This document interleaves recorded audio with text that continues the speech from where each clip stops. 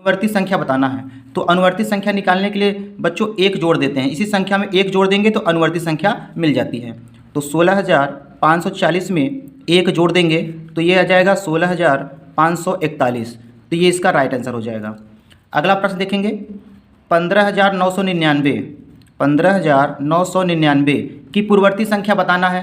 तो पूर्ववर्ती संख्या निकालने के लिए बच्चों एक घटा देंगे तो ये इसका आंसर हो जाएगा। 9 में से 1 गए 8, यहाँ 9, यहाँ 9 और यहाँ 15, तो ये इसका राइट आंसर हो जाएगा। अगला प्रश्न है बच्चों 10⁻0 का मान बताइए। तो 10⁻0 का मान होता है 1। किसी भी संख्या के पावर 0 हो बच्चों तो उसका मान सदैव 1 आता है, तो ये 1 इसका राइट आंसर हो जाएगा। सवाल नंबर 26 देखते हैं बच्चों। रोमन संकेत में C का मान कितना होता है? तो C का मान 100 होता है। रोमन संकेत में C का मान 100 होता है। अगला प्रश्न है 3207 गुणित 12 गुणित 17 गुणित 13 के गुणनफल में इकाई का अंक बताना है। तो इकाई का अंक निकालने के लिए बच्चों सबसे पहले क्या करेंगे, हम इसका इकाई का अंक ले लेंगे 7, इसका इकाई का अंक ले लेंगे 2, इसका इकाई का अंक ले लेंगे 7, इसका इकाई का अंक ले लेंगे 3। अब इनका गुणा कर देंगे तो यहाँ आ जाएगा 7 दूनी 14 गुणित 7 त्रिक 21। अब इनका भी गुणा कर देंगे इकाई का अंक का। तो इकाई का अंक 4 है, इकाई का अंक 1 है, इनका गुणा कर देंगे तो 4 1 का 4, तो इकाई का अंक कितना आएगा बच्चों? यहाँ पे 4 आ जाएगा, तो 4 इसका राइट आंसर हो जाएगा। सवाल नंबर अगला देखते हैं। लिखा हुआ है 1 और 100 के बीच ऐसी कितनी संख्याएं हैं जो 6 से पूरी तरह से कट जाती हैं? तो 1 और 100 के बीच में बताना है, तो 6 से पूरी तरह से कट जाती हैं। तो यहाँ पे क्या करेंगे, तो सबसे पहले बच्चों यहाँ पे 100 में हम 6 का भाग दे देते हैं। तो 6 1 का 6, 10 में से 6 गए 4 आएगा, उतारेंगे 0, 6 6 के 36, 10 में से 6 गए 4, 4 तो रिमाइंडर हो गया, ये ज़्यादा मान आ गया। मतलब 1 और 100 के बीच 16 ऐसी संख्याएं हैं जो 6 से पूरी तरह से कट जाएंगी, तो 16 इसका राइट आंसर हो जाएगा। अगला सवाल देखते हैं बच्चों। यहाँ पे लिखा हुआ है कि 1500 भागे 3 भागे 5 भागे 10 का मान बताइए। तो कैसे निकालेंगे इसको, देखिए सरल तरीका इसको बताते हैं।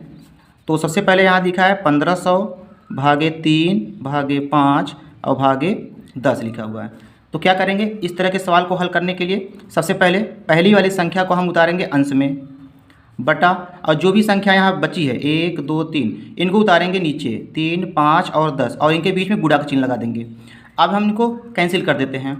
तो यहाँ पे इसको हल करेंगे, 5 से काटेंगे तो ये जाएगा 5 या 15, 300 बार जाएगा। तो इसको काटेंगे 10 से काटेंगे तो 1 0 कट जाएगा। फिर यहाँ पे 3 से काटेंगे, 3 10 में 30, तो 10 इसका राइट आंसर आ जाएगा। यहाँ पे इसको हल करने पर 10 आ जाएगा। अगला प्रश्न है दोस्तों 1/2 भागे 3/4 भागे 5/6 इसका मान बताना है। तो 1/2 भागे 3/4 भागे 5/6 ऐसे सवालों को कैसे लगाएंगे, जब सब में भाग दिया हो तो पहली वाली संख्या ऐसे उतार लेंगे 1/2 और भाग की जगह लगाएंगे गुणा का चिन्ह और इसको पलट देंगे, तो 4/3। फिर भाग की जगह गुणा का चिन्ह लगाएंगे, इसको पलट देंगे 6/5। तो 3 1 का 3, 3 दूनी 6, ये कैंसिल हो जाएगा। फिर 2 1 का 2, 2 1 का 2, ये भी कैंसिल हो गया, बचा 4/5। इसका ये राइट आंसर हो जाएगा। अगला प्रश्न है जब -1 को -1 से 50 बार गुणा किया जाता है तो गुणनफल कितना आएगा? -1 को -1 से 50 बार गुणा करेंगे तो कितना गुणनफल आएगा? तो यहाँ पे -1, यहाँ पे 50 बार है, यहाँ पे 1 बार हो गया, तो हो गया यहाँ पे 51 बार। तो जब भी -1 के ऊपर विषम संख्या हो तो उसका उत्तर माइनस ही आता है, तो -1 इसका राइट आंसर हो जाएगा। अगला प्रश्न है किसी संख्या में 17 से भाग देने पर भागफल 23 शेषफल 17 बचता है तो वह संख्या बताइए। तो इसका सूत्र लगाएंगे बच्चों, भाज्य बराबर होता है भाजक गुणते भागफल धन शेषफल होता है। तो यहाँ पे दिया है 17 से भाग देने पर, तो 17 हो गया भाजक, गुणते भागफल दिया है यहाँ पे 23 प्लस शेषफल कितना बचता है 7। तो 17 में 23 का गुणा करेंगे बच्चों आएगा 391 और प्लस 7 जोड़ देंगे तो 7 और 1 8 हो जाएगा 398, तो ये इसका राइट आंसर हो जाएगा। अगला सवाल है 0.9 भागे 0.09 को हल कीजिए। तो इसको कैसे हल करेंगे बच्चों? तो सबसे पहले देखिएगा 0.9 भागे 0.09 लिख लिया, इसको पहले भिन्न में बदल लेते हैं। तो यहाँ हो जाएगा बच्चों 9/10 भागे, यहाँ हो जाएगा 9/100 हो जाएगा, तो ये हो गया भिन्न का भाग। तो 9/10 भाग के जगह गुणा चिन्ह लगाएंगे, इनको पलट देंगे, तो ये 100/9 हो जाएगा। 9 से 9 कैंसिल हो जाएगा, 10 से काटेंगे 10 दाम में 100, तो 10 इसका राइट आंसर आएगा। अगला सवाल है 3 पे घाते 4 गुणते 2 पे घाते 3 में इकाई का अंक बताना है। तो 3 पे घाते 4 गुणते 2 पे घाते 3, तो पहले इनका गुणा कर लेते हैं। 3 को 4 बार गुणा करेंगे, 3 गुणते 3 गुणते 3 गुणते 3, 3 त्रिक 9, 9 त्रिक 27, 27 दिया 81 आ गया। इसी प्रकार से 2 पे घाते 3 को गुणा करेंगे, 2 को 3 बार लिख कर, तो आएगा 8। तो इकाई का अंक बताना है, तो 8 1 का 8, 8 अठाई 64, तो इकाई का अंक आया बच्चों यहाँ पे 8, 8 इसका राइट आंसर हो जाएगा। अगला सवाल है 2/3, 3/7, 5/8, 4/5 को अवरोही क्रम में लिखना है। तो कैसे लिखेंगे इसको बच्चों? सबसे पहले हम यहाँ हर को बराबर करेंगे। तो देखो इसको अवरोही क्रम में कैसे लिखा जाता है।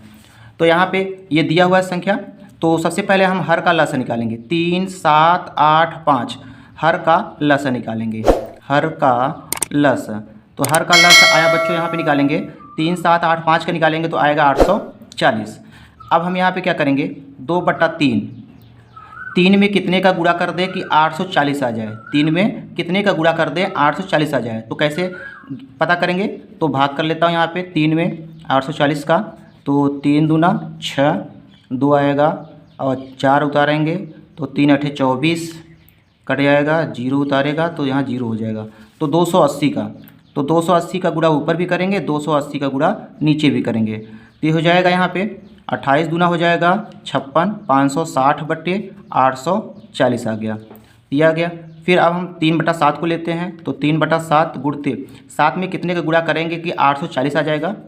तो 7 में 840 का भाग करेंगे, 7 1 का 7, 1 आया उतारेंगे 4, 7 दूनी 14 कट जाएगा, 0 उतारेंगे तो 0 बढ़ जाएगा, तो 120 बार। तो 120 का गुणा ऊपर करेंगे, 120 का गुणा नीचे करेंगे, तो 12 3 36, तो 360/840। फिर 5/8 को लेंगे, गुणते 8 में कितने गुणा करेंगे कि 840 आ जाएगा।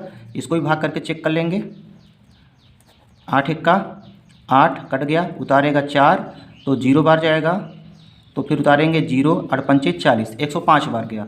तो 105 का गुणा ऊपर होगा, 105 गुणा नीचे होगा, तो 55 25, 5 1 का 5 बटे 840। फिर इसके बाद हम हल करेंगे 4/5 को, तो 4/5, 5 में कितने गुणा करेंगे 840 आ जाए, तो इसको भी भाग करेंगे,